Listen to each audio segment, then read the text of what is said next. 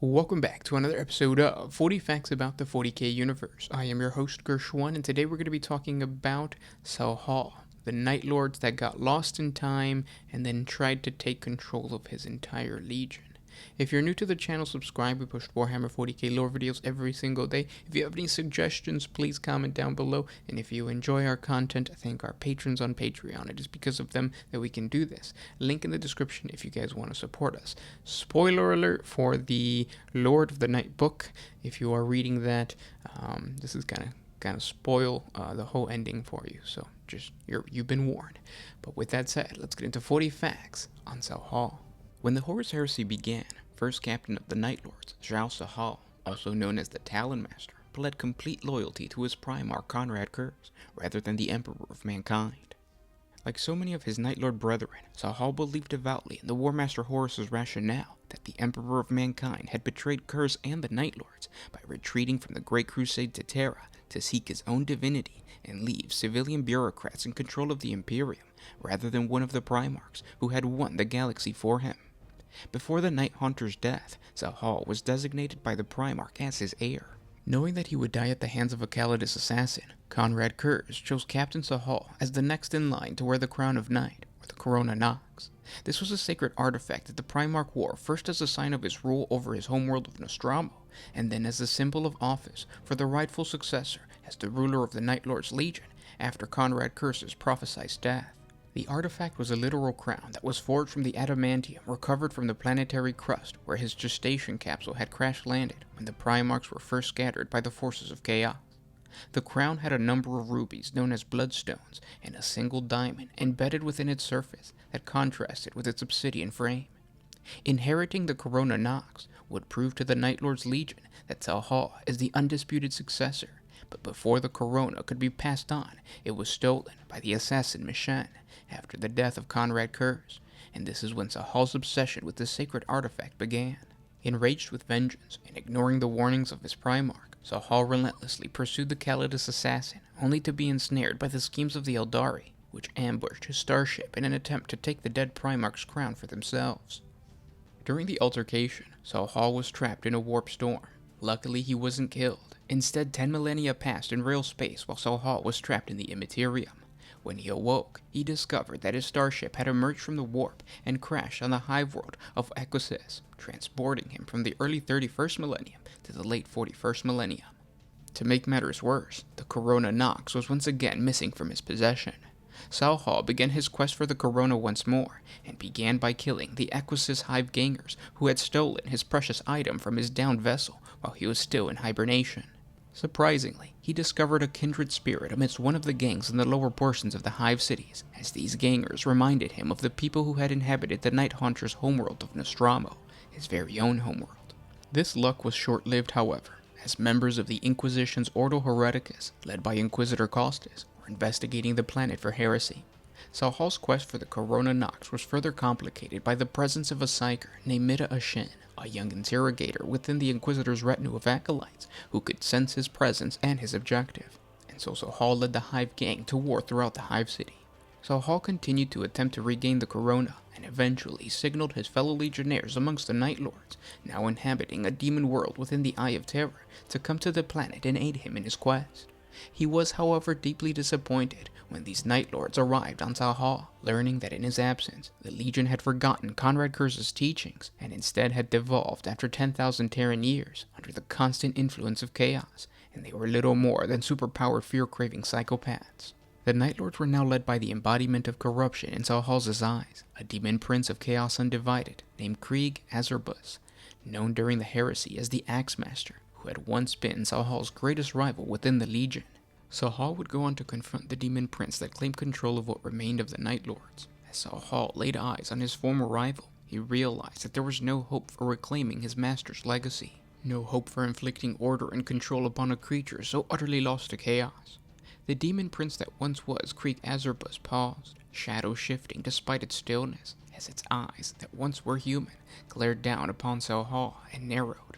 "You're smaller than I remember," it said amused. Its voice was a thing of mingled screams and echoes of tortured souls, harmonizing and direct. It bypassed sound and arrived fully formed like a migrant in the center of Sahaal's brain. He fought the urge to vomit. The creature radiated despair as a fire emits heat, and he felt it coil through his senses, churning his confidence to paste, reducing every triumph he had ever enjoyed to failure. The creature was Krieg Azerbus beyond doubt. He was changed, almost beyond belief. He had grown massive. Where once there had been armor, now there was iron flesh, living warp stuff that withered and tightened, swarming with wicked runes. He was no longer a thing of corporality, that much was clear. In every dimension he ghosted and hardened, then faded to smoke, as if uncomfortable with solidity, burning with immaterial energies that flared not with light, but with dark, smoldering emissions poured from his long limbs like steams from a smithy, tentacles of shadows bulging from his spine, and then when he moved, it was as if the existence of light itself was forgotten. It was as if perpetual night had arisen, and morning would never arrive. At the tips of arms so long they plucked at the floor, claws glittered and spat sparks, forged not from flesh nor metal, but from the raw stuff of darkness itself.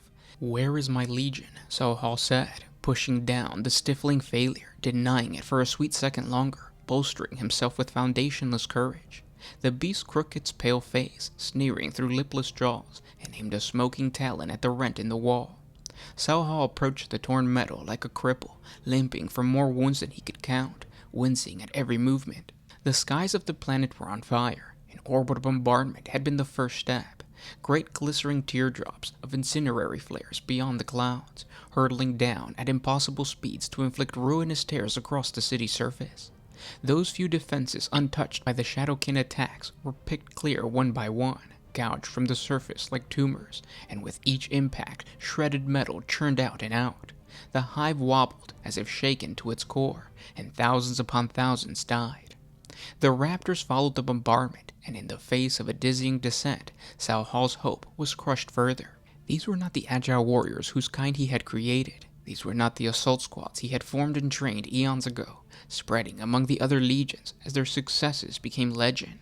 These were not the raptors he knew. They came like demon vultures, chainswords snarling, pistols flaring in the snow-choked sky. They crackled and shrieked, and their twisted arms shimmered with unholy light, like an ember's dying glow.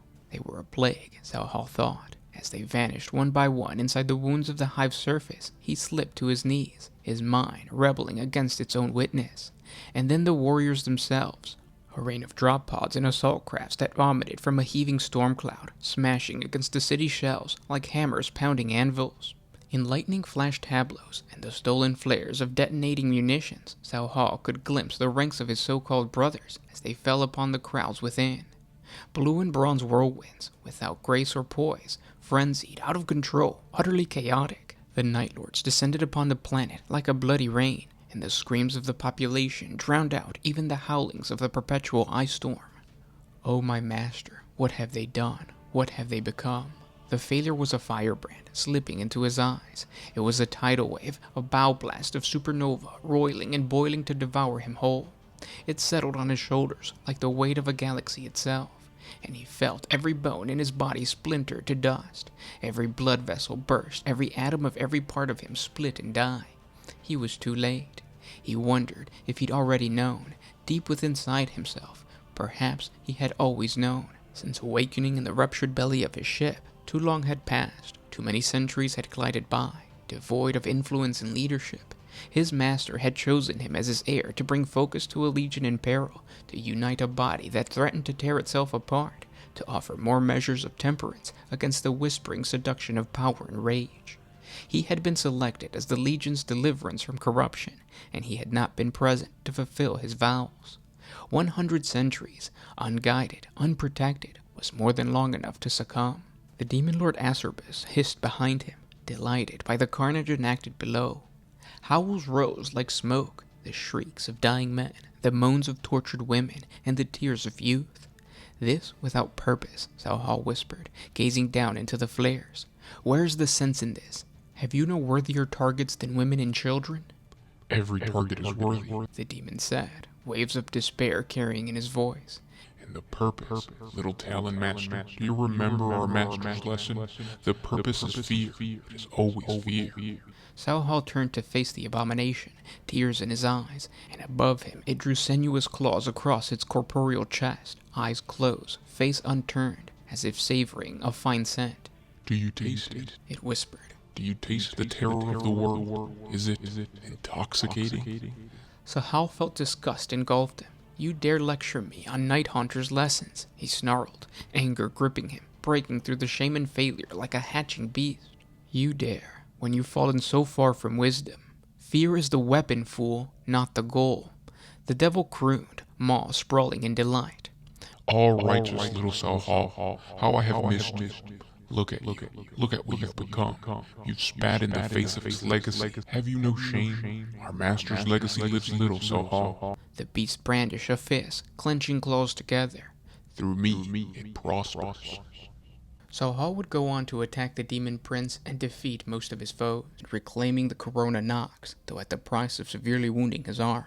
Sahaal eventually returned to the Eye of Terror to press his claim to rule over the Night Lord's Legion, but this attempt did not prove successful, as many of the members of the Night Lords now called Sahaal the Betrayer, because he fled from the First Company while they were still battling the Eldari, so that he could continue to hunt down the crown. A further discussion between Talos Soul Hunter of the 10th Company of the Night Lords and the War Master Abaddon later revealed that Sahaal's claim to leadership of the Night Lord's Legion had no more merit than any of the other supposed chosen successors of the Night Hunter, who displayed other stolen relics that belonged to their Primarch and claimed to be his heir. And those were 40 facts on the Night Lord Sahaal. I hope you guys enjoyed this video, and I hope it inspires you to go out there and try to create lore for an individual character, either in your homebrew chapter or your homebrew army, whatever army you're collecting.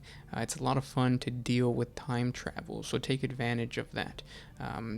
Time travel within the warp and within the 40k universe allows you to bring in a lot of characters from like Horus Heresy into the 40k tabletop. So you can get the stats of like a captain or a named character in the 40k rulebook or codex, and then just use the model of a Forge World, whatever it may be. You could either kit bash and create your own homebrew character, or you can even just pluck a character from the past, put them in the present, and there's ways to play around with that whole part of the 40k lore. But again, I just hope this really helped. Go read the Lord of Night if you want to, if you don't mind spoilers and what happens at the end. But obviously, if you want to read the conflict between Sahaal and the Demon Prince, it's a pretty cool battle. So go check that out. And thanks for listening, guys. I'll talk to you tomorrow. This was Gershwan with One Mind Syndicate signing out. Always